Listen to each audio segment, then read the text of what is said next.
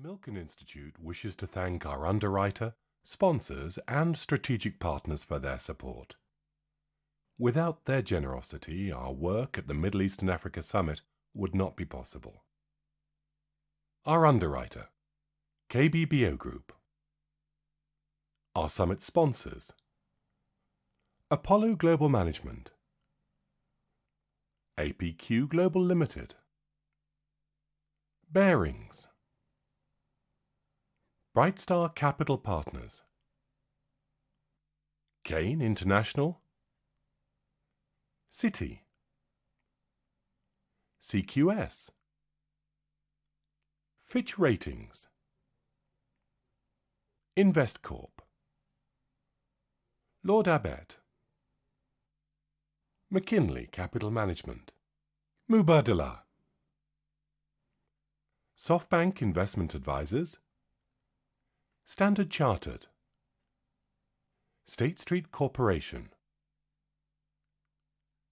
Our strategic partners, Amgen, Bearing Craft, Citadel, Citi, Credit Suisse, the D.E. Shaw Group, Bahrain Economic Development Board, Eldridge Industries, EY, Golden Tree Asset Management, Guggenheim Partners, the Leona M. and Harry B. Helmsley Charitable Trust, InvestCorp, Jefferies, KBBO Group, Mubadala, Novo Nordisk Inc.,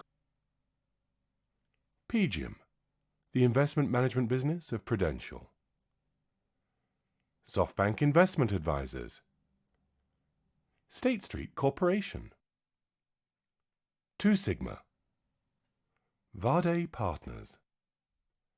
Thank you all.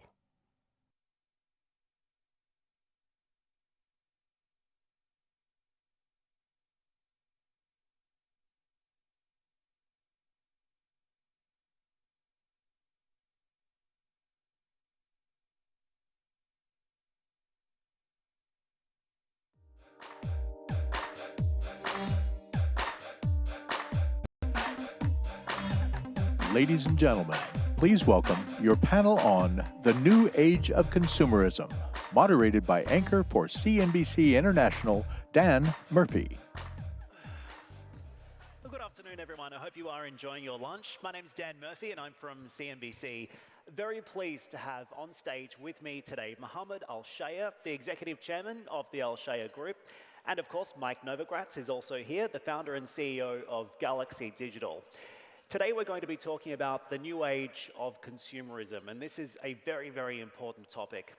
Technology is no doubt changing the lives of consumers, and staying relevant to future consumers will be key to the success of any industry and for every business. Recent research by EY also says that companies that want to serve these future consumers and build profitable relationships with them will need to reinvent themselves. And a lot of that means reinventing the brand. So we're going to spend some time this afternoon. So Mike, I'd like to start with you, please, if I can. What's in a brand, and how do you build a brand? Well, first of all, I want to say thanks for having me. You know, talking about the consumer when you're sitting on stage with the Michael Jordan of consumer and the region is intimidating. And so I'm honored to be on stage.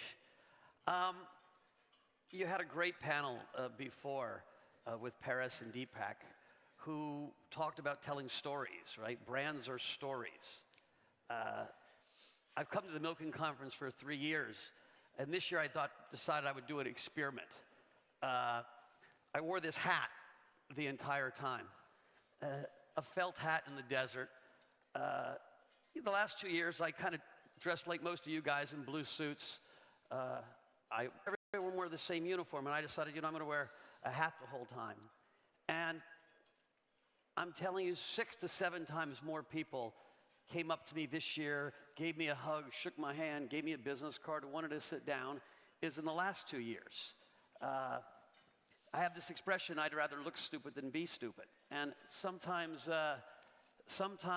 in investing, in my brand of investing, is rather look stupid than be stupid. It's, you know, I bought Bitcoin when people thought it was a dumb idea, or invested in hallucinogenics for depression early. And so I started thinking about what your personal brand is, and it's a story.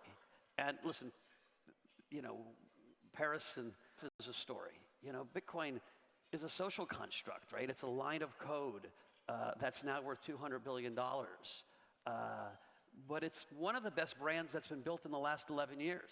I can't think of another brand that's worth $200 billion that has been built in the last 10 years. So Bitcoin's a powerful story, and I'm a storyteller. I bought a lot of Bitcoin, and then I got on stage and I told the story of Bitcoin. And so I really think a brand is a story. Absolutely, and we're very lucky to also be joined by Or a Mohammed hat. today. Yeah, what's in a hat? Lunchtime insights today with a titan of industry, because you have, of course, 90 brands, 4,500 stores, and you are the largest Starbucks franchise partner in the world. So what do you look for in a brand, sir? First of all, we like the brands that have a lot, and we know, you know, that there is something very special about it. So the story I would tell you now about the brand that we are very proud to have brought into the region before it matures. Shake Shack is a brand that I was in New York in Union Square, and I saw that shack. But there was a line with maybe 50 people outside waiting to buy the hamburger. So I asked who's the owner, and convinced the owner, while he has only 2 stores, to come and open with us, and it was in Dubai. And now we have 75, doing very well. So the brand has also cycles. Today, the millennials are changing the landscape of the brands. They are not loyal to the brand, they are loyal to the service, to the life experience that they enjoy. They are influenced not by the advertisement in the newspaper, they are influenced by their association and who they follow. So this has changed, and today, e-commerce for us, which is surprising that it is in the early days, we are doing some brands 25% of the total sales here in e-commerce. Wow. Which we thought it would be only 5–10%. So brands evolve. There are always new brands coming. And we have brands that we are also closing. I mean, there are people who cannot sustain the evolution. They face challenges, financial challenges, but they occupy important, cannot continue try to save them, so we change into other brands. So to use the Shake Shack brand as an example, you mentioned you look for the line, and that's obviously very important. Was there anything else within the Shake Shack brand that captured your attention that made you say, we need to have this? Service, quality, honesty, delivering honest product, making sure the Shake Shack, the meat, the quality of the meat is only 10% of the cow. It's not mixed with other things like other brands. So it is really honest about delivering the best quality meat to our customers. Also innovation, hygiene, cleanliness, and good value for money. So there was a gap in the market there, and you saw a great opportunity. Mike, to bring it back over to the millennial example, though, obviously with the Gen Z consumer and the millennial consumer, they have very different expectations on brands today. How would you characterize the change that we've seen in those expectations over the past few years? Sure, I think any brand today needs to think about the environment. They need to think about their workers, right? Millennial just world, and that shows up in polling, and it shows up in what they care about. And so we bought a fast food restaurant called Bojangles It does fried chicken down in the south of the United States. The best fried chicken, it's freshly made. And when we bought it, I thought, well, how do we, in each of these buckets, how do we make ourselves more environmentally friendly? How do we make ourselves more friendly to the environment, to pay a living wage? How do we push everything to the left? Because that's what millennials are asking for. And when I got in the chicken business, I said, well, let me understand this fast food business, because they've got the longest lines. And the numbers they do per store are staggering. Right? McDonald's, which has been was the family brand of the 50s, 60s, and 70s, right? McDonald's does about $2.7 million per store on average. Bojangles we're $2.1 million per store, which is way high versus most fast food restaurants who are in the million and a quarter range. Chick-fil-A does $5.5 to $6 million a store. Why? They tapped into the millennial mom. They sell wholesomeness, right? It's a religious family. They sell service. They sell, when you go into a Chick-fil-A bathroom, a step so your kid can step up to the sink. So the mom thinks, this is a safe place for me to bring my kids. Their food is no healthier than anyone else, but there's a perception of healthy food because it's clean. And they've got great service. And so I see that's a model. You've got to tap into this sense of wholesomeness and doing good, right? Millennials want experience over things, and so it's an experience that they want from a brand, looking beyond millennials. What's next? Mo? To go to the avenues in Kuwait. It's really why I say this, because now we see the malls in America following what we have done almost 13 years ago. Because in the malls, you're creating the experience, right? We created the experience. We created lifestyle. We created destination. In Kuwait, we have a population of 4 million people, and we have the avenues visited by 42 million people. We have just opened a month. Explain that math. The math that we have more frequency than anywhere else. So people are coming back. And we have people coming from neighboring countries, from Abu Dhabi, from Oman, from Qatar, and from Bahrain, and from Saudi Arabia, neighboring, and also people coming to really see what have we done different. So when we opened that hotel, we had a budget. We doubled that budget in performance, because we have Kuwaitis coming and staying with us during the weekend in Kuwait, in the mall, because they want to avoid traffic. There is movies, there are options of entertainment, food. We have 200 restaurants and cafes. And by the end of the year, we'll open more. So all you see in Dubai Mall or in here Al Maria and Dias, when you combine gyms and entertainment and hotels and hospitality, it becomes a destination. It becomes a destination, and people want to go there and stay a couple of days with everything around you. What do you think, Mike? And that's convenience, and that's comfort. So the other things I think I'd add is that today's consumer wants things instantly, right? This phone is really powerful. So the runway company, and the clothes are there that day, and if they don't like them, they send them right back.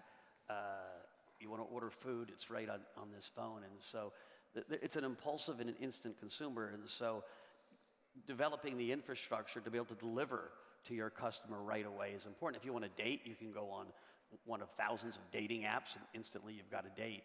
And so that's really shifted the way businesses have to think about how they build their supply chain and how they can deliver their service. The state of development in the GCC versus New York is different. And so the big mall here with the hotel connected to it is a destination. Where it isn't in New York, but people got to also understand where you are and what the community is looking for and what the alternatives are. Absolutely. I think another interesting angle here is something that you spoke about before, Mohammed, which is how brands often move through a cycle, if you will, a boom and bust period in popularity, and perhaps that even translates through to sales. What would be the number one reason, in your opinion, why brands fail? They fail when they don't attract talent, which in turn they don't do the innovation. They become complacent. They become, they think they are on top of the world. I don't want to name some brands, but we have seen brands that were the best in their class in the 90s. They Kodak. disappeared. They are disappearing. Nokia. They are disappearing. Look, take Gap bigger than H&M and Zara. Where is Gap now? Where is Marks and Spencer? Marks and Spencer, when it did £1 billion, I think in late 80s, it celebrated in the UK. Where is Marks and Spencer now? So I think innovation, talent, you host people that are excited. You don't just invest for repeating what you do now. No, you need people to help you and to listen to their opinions. In our model, as a business model, we want to partner with the latest trend. We want to partner and enable and invest in the future, not what only now working. So we are very mindful about that. And that digital and transformation and technology is disrupting retail. We have embarked now into health. We have partnered with the #1 American brand for gyms, Equinox, SoulCycle, and Blink. We're going to blow this into the region in a big way. So we want to be the partners of choice for anyone has a good idea. And that means ensuring that you have a strong brand at home as well. Absolutely. Just on that, before I come over to you, Mike, I wanted to ask you, Mohammed, the other thing that you were talking about is how you have all of these visitors coming into Kuwait, but at the same time, we have the largest economy in the region also preparing to get set to host the G20. This is Saudi Arabia. And in Saudi Arabia, we've seen this incredible liberalization of the market and opening up of the country. We're seeing it transformed at a societal level as well. That means females are far more engaged, women are far more empowered now. What does the next wave of female consumption look like in Saudi Arabia, and is that a trend that you can lean into? Is this something that you're looking at? We are so excited about Saudi Arabia. 2019 was the best year ever for us. We have reached the highest employment of Saudi women. Today we have, I think, about 4,000 Saudi women or 3,000 Saudi guys. But I'm happy to tell our women colleagues here that the performance of the Saudi girls are better than the Saudi men. Okay. Even as a barista in Starbucks. There was a competition in London for Europe, Middle East, and Africa for the Masters of Coffee for about, I think, 50. Number 4 was a Saudi girl, Najiba. We're very proud of her. So, thank you. We're investing heavy. We have 3 academies in Jeddah, in Riyadh, and in Dammam, training Saudi girls how to master service and to be happy to be on the front, servicing the people of Saudi Arabia and the visitors of Saudi Arabia. Saudi Arabia is transforming in a big way. The frequency actually increased, the traffic, the airline traffic, what I know about, between Kuwait and Riyadh and Jeddah and Dammam, higher than any year because the events that are happening.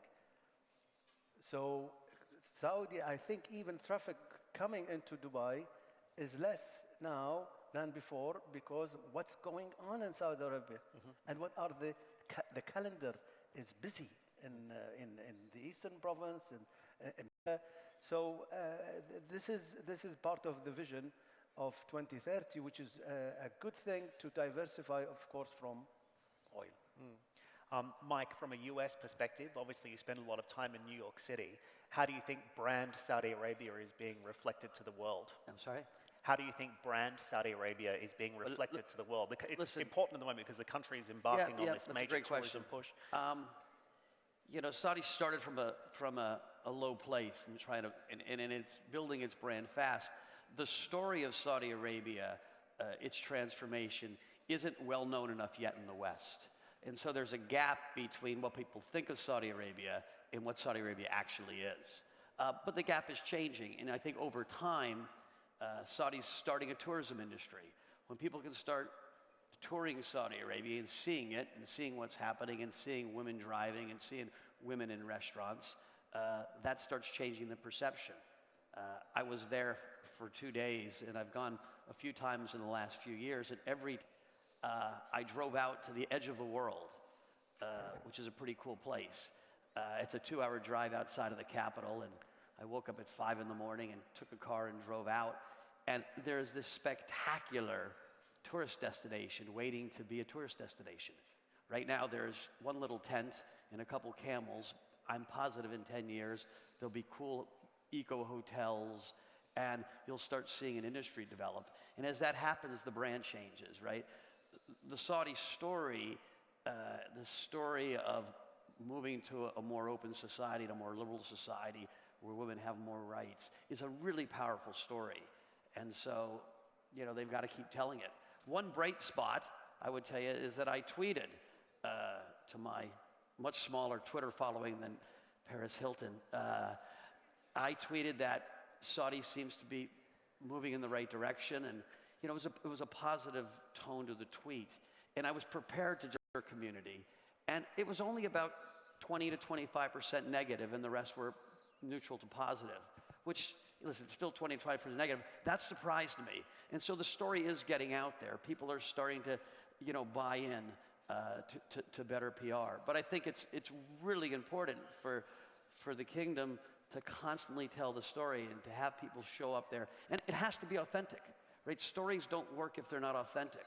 And so I wouldn't have tweeted that if I didn't actually see the change, or at least perceive the change. And so great brands have to have purpose, and they have to be authentic. I mean, I think Deepak was talking about that. It's so true.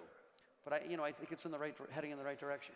And we, just to tell you, we have plans to invest about $5 billion in the next 6 years in Saudi Arabia with our partners there in 2 mega projects in real estate. So our confidence is huge for Saudi Arabia going forward. And what are those projects? Can you elaborate on them? For our skeptics of malls, they are going to be malls. Okay. In Riyadh, it was square feet of leasable area with 4 hotels of Hilton. So creating opportunities in Saudi. I even told Mohammed backstage that I think Riyadh might actually be more fun than Kuwait City right now. And so that's a big shift. you see, Saudi has, I think, 70% of the population are Saudis. 30% are guests coming to work, and as tourists. So Riyadh, as Mike said, Riyadh is, I think, 7 million people live there.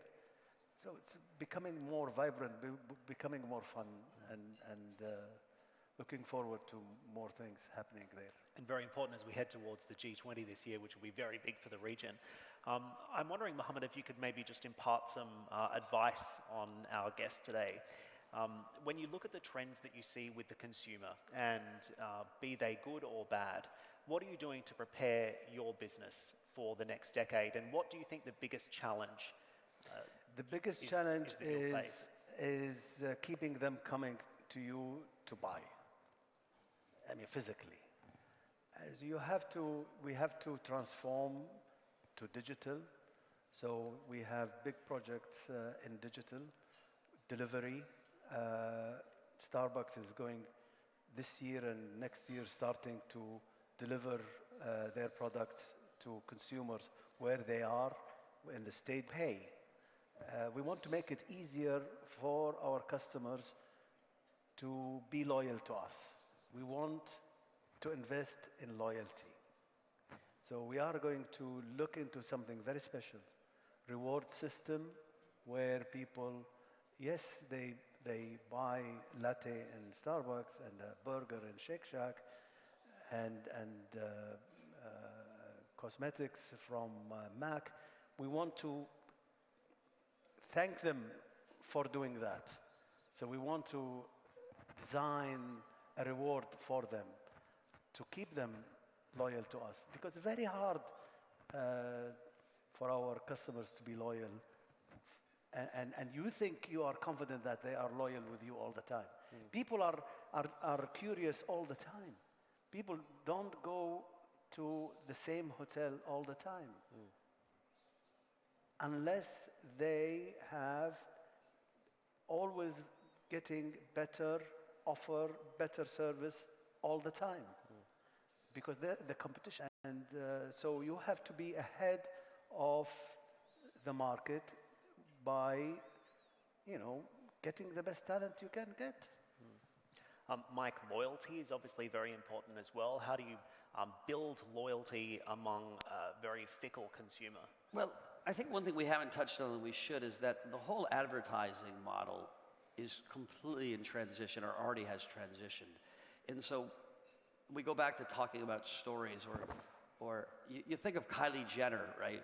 One of the many Jenner, girls out there who created a makeup company, and she's the youngest billionaire.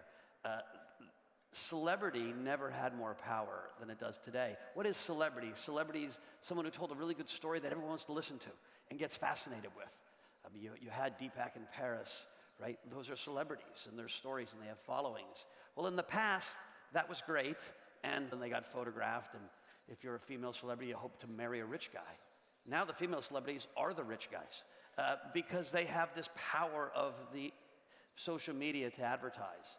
And so building that brand and learning how to use the viral marketing of social media and that celebrity is really a shift in how to think about connecting to people. Popeyes, one of our competitor, had this amazing marketing campaign with their new chicken. They didn't spend any money on traditional media. It was all a viral campaign that they orchestrated. Long lines, and they had an explosion. There was actually somebody shot waiting for one of these chicken sandwiches, which was horrible, but was great publicity for them. They created this hysteria almost. And so learning how to use social to help build your story, to help build your brand. If your brand is Bitcoin, is an essential tool going forward. I mean, I think about Kanye West. I met Kanye West, which was really kind of cool because, Kanye's this great rapper. And a couple years ago, he had spent all his money because he's a very impulsive spender and a very generous man. And now he's making hundreds of millions of dollars per year because he put his name on the Adidas sneakers, and they're called Yeezys. And that never existed. You used to get paid a little bit of money to wear someone's sneaker, and now he's making $200 million a year because he's designed the sneaker. And he has the power of that Kanye West brand. And so I think when I'm looking at a new restaurant concept, I'm doing it with someone who's got a giant social media following already. Mike, before we let you go as well, what do you think is in store for 2020? You mentioned Bitcoin as a brand. You've spoken about this at the Milken conference prior, but I wanted to get your take on it myself. How do you see this brand evolving over the course of the year, and any upside from this point on? Listen, so I tell this story all the time. There's gold, right? Gold is worth $10 trillion. But if I took all the gold that's ever been mined out of the ground, that women wear on their necklace, that sit in safes, that are in jewelry and pots and pans, and I melted them down, about the back quarter of the room, we could fill it up and make a nice box, and that would be it. And it would be worth $10 trillion. It would be the most expensive sculpture on the planet. That doesn't make any sense. It's hard to fathom. That little bit of gold is all that's ever been mined, and it's worth $10 trillion. Gold is valuable because it's a social construct. Bitcoin is now worth $200 billion, and every year more and more people are trusting it as a store of value. A couple years ago, there was a question: is it real or not real? What does it mean? Is it? And so I can name 20 billionaires that made their money outside of crypto, guys like Pete Brigger from Fortress, who are a great distressed debt investor, or Abby Johnson, who runs Fidelity, one of the oldest financial companies in America, with 30 million customers, or Bill Miller, or Jack Dorsey, who all love Bitcoin and are advocates of it. So you have 20 respectable storytellers who are telling people the story that this is a store of value and a safe place. And so the industry, firms like mine and others, are building plumbing to allow people to buy it. Right? The big wealth in America and in the West isn't owned by the millennials or Gen Z, though they'd like it. It's owned by the 50 to 80-year-olds who don't have crypto wallets, who aren't that agile on their phones. And so the plumbing that's being built is making it simpler and safer for them to feel like they can buy Bitcoin. And as that plumbing gets last December, so only 3 months ago, Fidelity and the New York Stock Exchange will custody people's Bitcoin. So if you're worried about people stealing my Bitcoin, now you can leave it at two of the safest places in America. When I talk to the people that work there, they've got a long line of customers that are waiting to sign up. And so I see a scarce asset, I see new plumbing coming in. And so to me, you know, it's trading right around 10,000 right now. It started the year down at 7,000, so it's already up 40%. It's the best performing asset this year. Last year it was up 100%. It was the best performing asset. And so I'll be shocked if Bitcoin isn't significantly higher next year and the following year. It's a long way to go between 200 billion. Bitcoin is going to become this generation's digital version of gold. That's the story. Just quickly, anyone in the room today using Bitcoin as a store of value or means of exchange? Raise your hand. So we've only got about 5%, so we got a long way to go. Mohammed, I'll get you to react to that really quickly, just while we're on this topic. It would have worried me if they all raised their hand. No, but I think this is interesting. So do you think one day we might be seeing within your group of brands the use of Bitcoin as a form of payment or any other cryptocurrency? Any payment method we are open for. Yeah. A very good answer. I want to also shed light into something that is very special about Abu Dhabi, is health. Abu Dhabi for having such a great health system. I sit on the board of the international board of Cleveland Clinic Abu Dhabi. So I'm promoting it right now. I want to say that it is an achievement to have such a project here, which is not only for the people of Abu Dhabi, but for the people of Africa, the Middle East, India, subcontinent, even Europe. They have the best talent. And this is, by the way, from my experience in business, UAE in general, it has really achieved the attraction of top talent from around the world. We heard Sheikh Nahyan saying about 200 people. So we have stories. We have stories of UAE. We have in Saudi Arabia. We have Egypt now beginning to move on. Kuwait, I don't know. I'm sorry. We gave it needs help. We gave my country needs help. A free kick to Bitcoin, free kick to the healthcare sector. So I think we'll wrap it up from there. Very much appreciate the conversation, guys. Thanks for joining us. And enjoy the rest of the conference. Thank you.